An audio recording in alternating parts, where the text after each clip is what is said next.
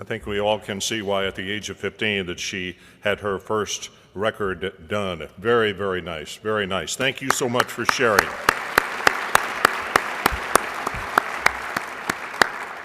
Our first speaker tonight is a young man that I met just about 30 minutes ago. I've been reading his bio and very interested in where he came from and exactly what he has done in his life. Rodney Vincent has been coaching for a total of 17 years. He went to Central Arkansas, and he got his undergraduate degree there, then went to Texas A&M and got his master's degree. And he was in Austin High School as athletic director, or athletic coordinator, I think is what they term it there, and also the head coach for 5 years. And now is the athletic director and head coach at Vista Ridge. That's for the last 4 years. He was president of the Central Texas Football Coaches Association in 2012, the FCA sponsor since 1999, and athletic director of the FCA Leadership Camp in 2007. Ladies and gentlemen, please welcome Coach Rodney Vincent.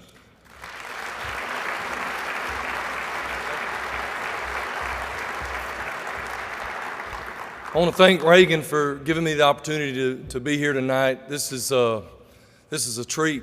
I mean, to be with someone like Coach Reeves and others.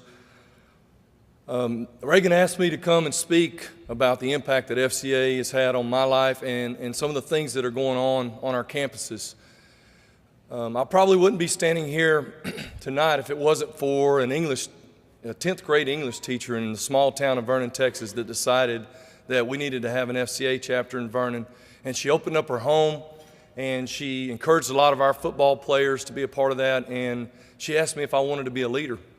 And it was because of that leadership team, and it's kind of an interesting fact. The four leaders of our FCA huddle in that small town were also the 4 captains of our football team, and it had a huge impact on not only our football team but that community.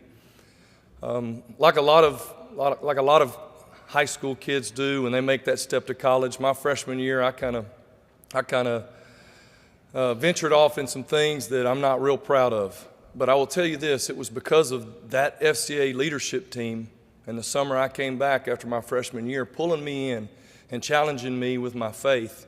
And they got me in a Bible study. And I rededicated my life to Christ then, and I've never looked back, and I've never had issues with those things again. So the impact that FCA had on me at an early age was tremendous.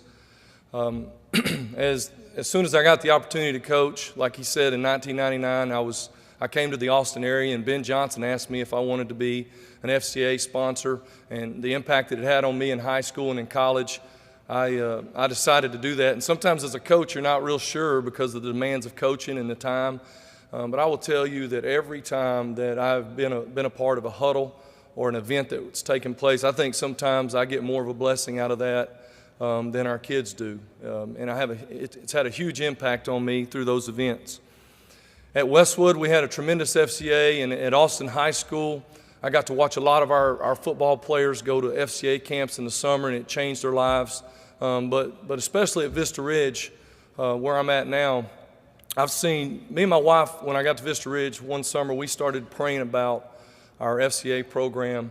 And one of the biggest things that God led us to was the leadership camp. We had a chance to work a leadership camp and could tell the impact that it had on those leaders.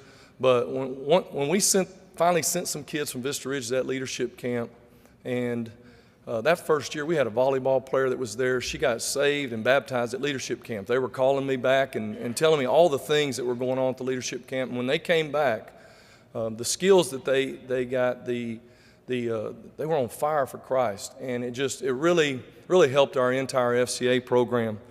The opportunities that they were able to gain, the knowledge that they gained at that camp was incredible, and the resources that were provided to them. It's changed our campus. They've been involved in a lot of community events, such as the Angel Tree program. Also, this last year, our running back on our football team, he went to one of those leadership camps. He had an opportunity to share his heart in front of thousands of kids at Fields of Faith this last year. But one of the biggest things that's had an impact on our campus is the chaplain program. FCA did a great job of bringing Frank Firestone as our chaplain of our football program, and every Thursday night before our football games, the night before our football games at our team meeting, he would get up and he would challenge our athletes with their faith, with character lessons, and then he would also connect to them throughout the week, and he would come to our games, and it just, our players over the last several years created a bond with him. And he also would even, Frank would also even share with them and have Bible studies with them even after their careers with us are over. So that FCA has had a huge impact on our campus. And, you know, Coach Reeves and I were talking about this earlier, just the things kids are faced with nowadays. And that's why I feel like it's important that our program in Austin High School and our program at Vista Ridge, the foundation of our program from day one, we're going to push kids to be the best they can with their faith. We're going to push kids to be the best they can in our communities, with their families, with academics, and we're also going to push them to be the best they can on the football field. But we feel like that the foundation has to be those things in that order, and we feel like that's really important, because if you think about a high school career or a college career or even a professional career, it's a short time in most athletes' life. And then what? And so we really feel like that investing in them and the things that FCA provides for that is a great opportunity. And this last year, I want to share one story with you. This last year, you know, as a coach, sometimes you don't know if some of the FCA events that you have and the Bible studies and the things that you offer kids, the things you say to kids, you don't know if they get it. This last year, we had a young man, an outside linebacker on our football team. A year ago, he lost his mother to a suicide. He walked in a house and found his mom. He was the one that was there, and no teenager should have to go through anything like that. Well, you fast forward to this year, we're going into our last football game. It's a game that doesn't mean much. We've already made the playoffs. We're still trying to get them ready. We're trying to get some guys back from injuries. And the whole time, you know, this young man's worried because it's parent night, you know, and his mom is not going to be there. And so we didn't know that all this was going on with him until that night. He told me after the game, he had a bad game. And he said, "Coach, can I talk to the team after the game?" And we just come off a tough loss, and I went in the locker room and I was trying to get them ready for Saturday. I said, "Hey, we've got a new season starting. Playoffs are starting." And I said, before we leave this locker room, I want everybody to make sure that they've got everything right going into our new season. And he stood up and he began to tell these guys about how selfish he had been,